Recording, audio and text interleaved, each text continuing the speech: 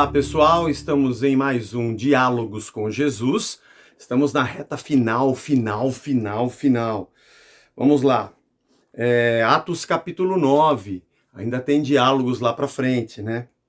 Saulo, respirando ainda ameaças e morte contra os discípulos do Senhor, dirigiu-se ao sumo sacerdote e lhe pediu cartas para as sinagogas de Damasco, a fim de que, caso encontrasse alguns que eram do caminho, assim homens como mulheres, os levasse presos a Jerusalém.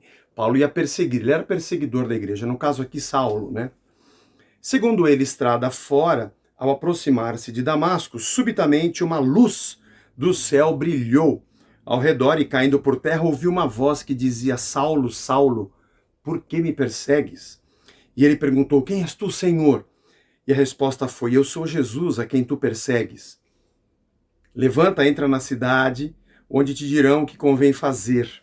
Os companheiros ficaram de viagem, ficaram parados, emudecidos, ouvindo a voz, mas não vendo ninguém. Então Saulo levantou da terra, abrindo os olhos, nada podia ver. Guiando-o pela mão, levaram-no para Damasco. Esteve 3 dias sem ver, durante os quais nem comeu nem bebeu. E havia em Damasco um discípulo chamado Ananias, e o Senhor disse a ele numa visão: Ananias! E ele respondeu: eis-me aqui, Senhor. Então lhe ordenou: dispõe-te, vai à rua chamada direita, na casa de Judas, procura por Saulo, apelidado de Tarso, pois ele está orando, e viu entrar um homem chamado Ananias e impor-lhe as mãos para que recuperasse a vista.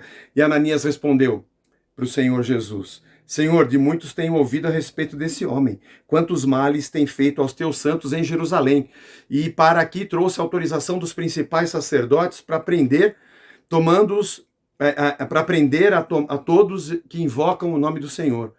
Mas ele disse: vai lá, Ananias, porque ele é para mim um instrumento escolhido para levar o meu nome perante os gentios e reis, bem como perante os filhos de Israel, pois eu lhe mostrarei o quanto importa sofrer pelo meu nome.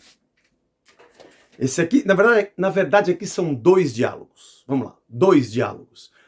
Paulo com Jesus, e Jesus com Paulo e Jesus com Ananias. Paulo indo a Damasco, iria perseguir cristãos, tinha cartas dos sacerdotes, autorização do Sinédrio, para ir na sinagoga. Se encontrasse alguém que era do caminho, que eram os de Cristo, ele os prenderia. E Jesus aparece a Saulo numa luz, no caminho a Damasco, e fala: Saulo, Saulo, por que você me persegue? Saulo tinha caído do cavalo, caído por terra. A gente não sabe direito como foi esse tombo, mas enfim. Saulo disse: Senhor, quem o Senhor é? Com quem eu estou falando? E Jesus diz: sou eu sou Jesus, a quem você persegue. Agora levanta, entra na cidade e lá vão te dizer o que fazer. E ele vai, fica na casa de um homem chamado Judas, e aí Jesus vai e fala com Ananias: Ananias, você vai na rua direita, na casa de um cara chamado Judas, e você vai orar por Saulo de Tarso. Ah, mas nem a pau, Senhor, esse cara mata cristão, ele veio aqui com autorização para prender gente. E Jesus diz: não, você vai dizer a ele, você vai orar por ele, eu vou recobrar a vista dele, porque ele vai anunciar a minha palavra aos gentios e também aos judeus. E ele vai entender como importa padecer pelo meu nome. Ao longo da vida de Saulo, isso o acompanhou. O que significa padecer pelo meu nome? Nesse diálogo em que Jesus se manifesta a Saulo e depois avisa Ananias e faz com que a sua obra aconteça num caminho completamente contrário do que qualquer pessoa poderia imaginar, porque ali estava Saulo para prender e levar preso os cristãos e as pessoas que criam em Cristo, mas na verdade ele encontrou-se com o caminho, que era o próprio Cristo. Eu sou o caminho, a verdade e a vida. Ele queria prender aqueles que eram do caminho, que eram de Cristo. Ananias teve medo, porque esse cara é um matador de gente, um perseguidor de cristãos. Não.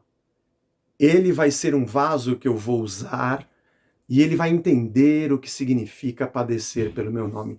Minha pergunta a você é: quem é que aceitaria essa convocação?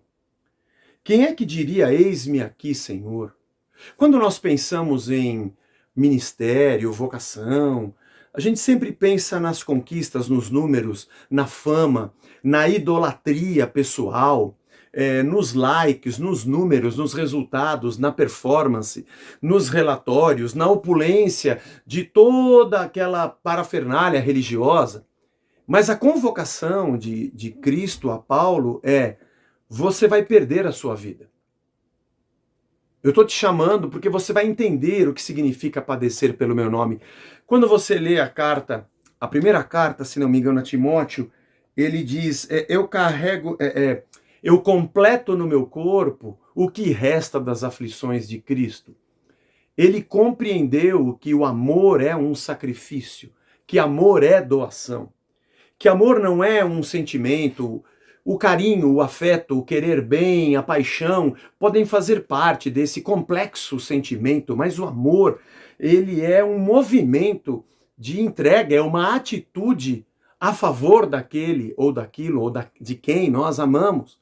E Cristo é a maior expressão de amor por ser ele próprio um sacrifício. O amor não é aquele que se aproxima para ser apenas acarinhado, afagado, bajulado e querido. É aquele que se aproxima para ser uma entrega, para ser doação. É aquele que é compaixão. O amor, ele não tem paciência, ele é paciente. Não é que ele é bom às vezes, ele é benigno. Tudo crê, tudo sofre, tudo espera, tudo suporta. Foi isso que esse próprio Paulo escreveu lá em 1 Coríntios capítulo 13. Ele não se alegra com a injustiça, apenas com a verdade. O amor, ele é um movimento sacrificial. E nós sempre nos deparamos com a frase: se tem amor, qual é o problema? Isso em tudo, dentro e fora das quatro paredes da igreja. Porque, na verdade, nós nem entendemos o que significa amor.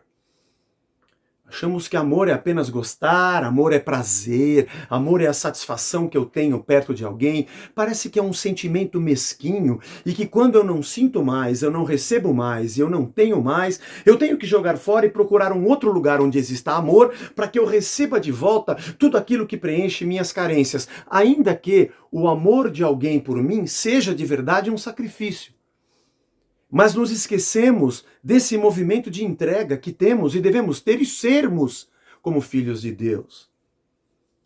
E Saulo, através desse diálogo tão curto com Cristo e do diálogo de Cristo com Ananias, dá para a gente perceber que Deus está nos chamando para algo muito mais do que a farra da fama, das luzes e do brilho dos holofotes, mas de uma vida consagrada completamente a Ele. Sabe que tem pessoas que, porque não tem números, views, luzes, fama, plataforma e desfile, ficam preocupados porque alguma coisa está errada com o seu ministério. Talvez esteja completamente certo. Talvez ela esteja no centro da jornada, do caminho e da vontade e de qualquer que seja o propósito de Deus na sua caminhada.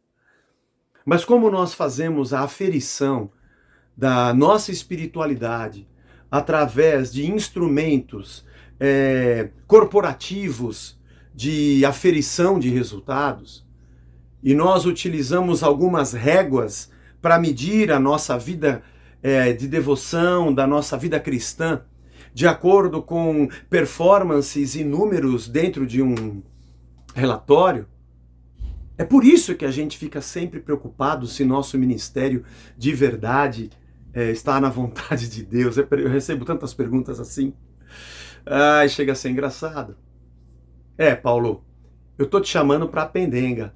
Você vai entrar na batalha. Negue-se a si mesmo, tome a sua cruz e me siga. Eu vou enviar você como cordeiro no meio de lobos. Todas essas frases Jesus já havia dito. No mundo tereis aflições. Aqueles que são meus discípulos serão perseguidos, mas bem-aventurados que são perseguidos em meu nome, ou por causa do meu nome. Bem-vindo, Saulo. Essa é a vida dos cristãos. Aqueles que não vieram para ser servidos, mas vieram para servir. Que diálogo legal. E que ensina tanta coisa pra gente. Pensa aí. Deus te abençoe. Valeu, galera. Até o próximo.